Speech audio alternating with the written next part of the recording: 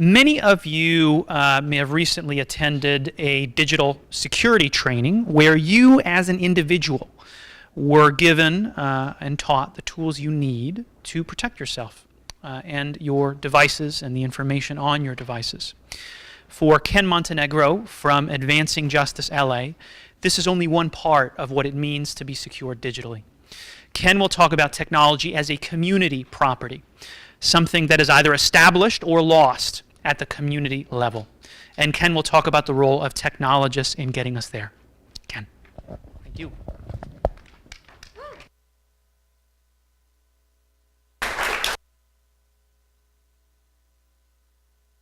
Crew, y'all rocked it. Sound support, everyone, it's been great, and the folks attending naturally. So I think one thing to think about, and that builds on things that have been said by the previous speakers, is we're going to get there together, or we're not going to get to where we want to go.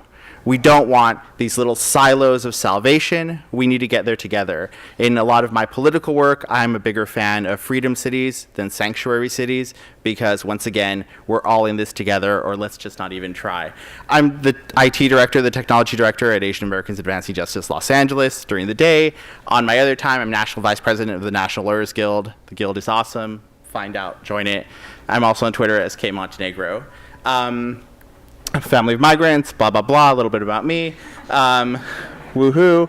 I'm co-founder of the Stop LAPD Spying Coalition. That'll come into play later. So when we talk about technology, I'm a big fan of thinking about technology in a broad brush, where music is technology, because these are levers that move things. These are the things that inspire folks. Research is technology. Electronic engineering is technology. All these things are technologies. So when we think about them as technologies and we think about using them as a lever to move things, let's think about it that way. Let's not just think that it's like the domain of some white guy in a hoodie, because that's just the transformation that that term has had over the last 20 years. So I'm here to call for an interdisciplinary approach. That's a real, true movement technology approach, is that not only are we all in it together, but each one teach one. We need to support each other. That includes academicians. Let's break down the wall where we're talking in this obscure language of research, etc. Lawyers. As a lawyer, I really value it when in a community space, I'm told whoa, break that down a minute, because it challenges me, and what is my substantive knowledge about the thing that I'm allegedly talking about?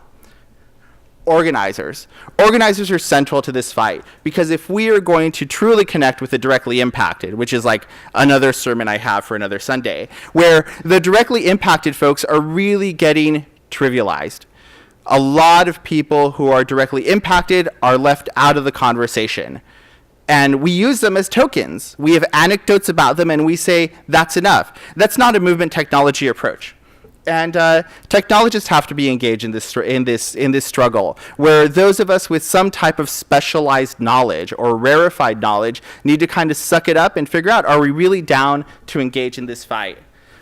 We really need to remove siloed approaches to structural problems. That's one of the big challenges that I think that we're facing at this point in time, where very rarely does legal strategy check in with organizing, check in with community, check in with other folks to make sure, are we really doing it? More often than not, we're using these approaches where, oh, you know what, we'll do digital storytelling later. And then our movements fail because no one gets behind it. Or it's a bunch of nonprofits in a cigar-smoked room figuring out what the community needs. They still smoke. Social movements know that victories are ultimately about people power. The tools that we have at our disposal as technologists, whether they're mapping tools, whether they're storytelling tools, whether it's like the personal surveillance device that we're obsessed about and always have in front of our face, these are all tools for this fight, and that fight is to build people power. That fight should be for liberation.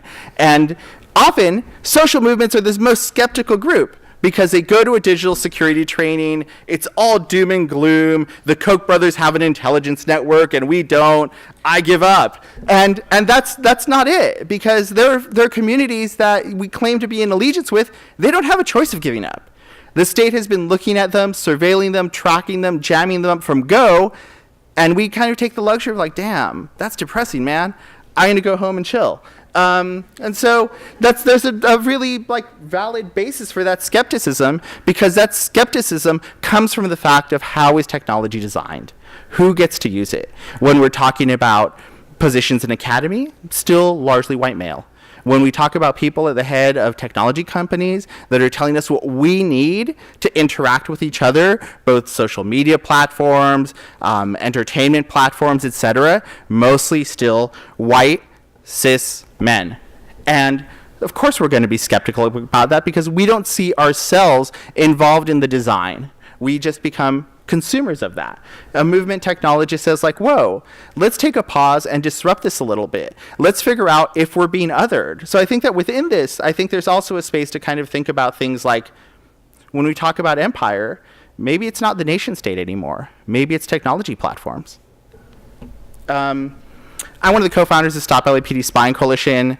We love to cause trouble. And seriously, we love to cause trouble. And one of the things when the coalition was founded, it was my dear friend Hamid Khan and a couple of us, we got together, Hamid had a fellowship, and we were like, how are we going to fight back and do a mapping of the tools that the LAPD has to surveil traditionally targeted communities?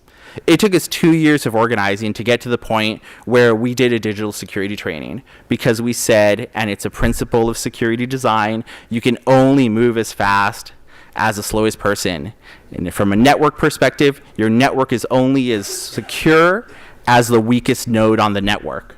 So we have a commitment there to leave nobody behind. And so what part of that was also, how do we make sure this is an exercise in people power, not in paranoia? And a lot of that is, how do we co-learn? How do we co-design our strategies to fight back? And so movement technologists are individuals who are willing to use these skills to build relationships. Malkia said it, Thenmori said it. These relationships are the key thing. We're not going to get through this together. If an individual is doing a response to a kidnapping by the state, also called like an ICE raid or something like that, we need someone else to debrief with, to deal with that trauma. We're not going to deal with that trauma alone, at least not successfully and not in a sustainable way.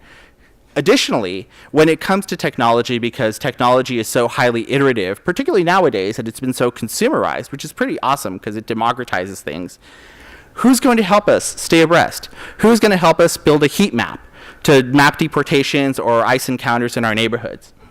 I don't know. Let's figure it out together. Let's build relationships that let us figure that out together.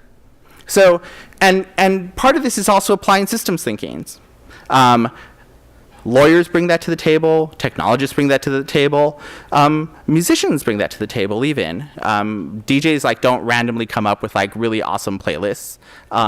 But they think about these things. They know how these things fit together. So maybe when we're designing our response to state surveillance, which is state stalking, maybe we need a system response. Maybe it just can't be, oh, I need to do something, that's enough. And fortunately, I think that there are enough of us trained in the movement, either through the legal profession, through the technology field, business management, etc., that maybe the challenge is now on us in how do we leverage those skills, which are technologies, to strengthen this fight and to actually harm the state. The state is an instrument of violence, therefore we need to fight back and harm the state. And using this also invites movements and all of us to look at the historical context, to think about something like when we are figuring out how we're going to counter surveil ICE, how we're going to cop watch in our neighborhoods, how we're going to support people who are suffering through family separation due to state violence. How are we going to do this in a historical context? Because I think that within technology, we see the evolution through the iterations. We know what version 1, what 1.1, et cetera was. How do we do that in our movements so that we actually get better at this stuff? And how do we make sure that that lifts up and recognizes the folks who have come before us? These are technology challenges, because when we think about technology, we're thinking about things that build upon each other. It's not like Facebook 1.1 is the same as Facebook 2.5 or whatever. There's still a foundational platform unless you do a whole re-engineer of these things, but that's too nerdy. And so at this critical time, we really need movement technologists with the broad brush. And if we don't have that broad brush approach, man, are we in for trouble, and we in for a lot of work. So, and identifying this, movement technologists also in your communities. So identify them in your communities. I think that's where it starts. Try to find people in your communities who are willing to work with you and do this knowledge sharing. And it addresses some of the security fever that's going on right now, because one of the bases for security is not, let's outsource it, I'm going to trust someone with all my secrets and the family jewels, if you will. But it's like, oh, who do I trust to address that? Right now, a lot of movement organizations, both funded and unfunded, are taking this approach of, oh man, you're a technology expert, fix this for me, when they don't understand that security is a process. It's not a switch that you flip. So I would say that's important too. So trust, infrastructure, process, and intentionality. These are parts of the work that can't be outsourced. They really can't. If you're outsourcing it, you're kind of cheating yourself, and you're probably going to get in trouble. And we can be your comrades. We can be your co-conspirators if you're down for that. And we can be your general helper in all the things that remain to be done. And for folks who are doing funding and program design, especially for nonprofit folks in the room, if we're not starting this from a solid foundation, we're fooling ourselves. If we think that we're going to be safe by going to a 4-hour, 2-hour digital security training, if we're kind of saying, oh, I'm going to take like an OK article in The Intercept and I'm going to apply it to my organization, I think you're really in for trouble, because you haven't been thinking about record retention laws. You haven't been thinking about access to certain things when staff transition, et cetera. So there's some systemic issues as well that the current security environment doesn't help you, or digital security environment doesn't help you address. And let's take a quick pause there before I bounce out, where within that framework, I think it's also important to think about the difference between individual security and organizational security. So all these skills we can muster are what are going to help us win, like really, at the end of the day. And the relationships are the part that are going to sustain us throughout this.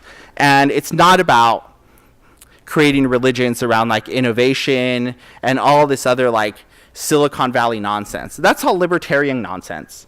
If we're going to beat white supremacy, we're going to do it together, and we have to challenge those frames, especially when a funder comes in the room and says, oh, I want an innovative, entrepreneurial, fortunately, they don't let me into the room for those conversations, so I'm like, oh, I'm coming at you.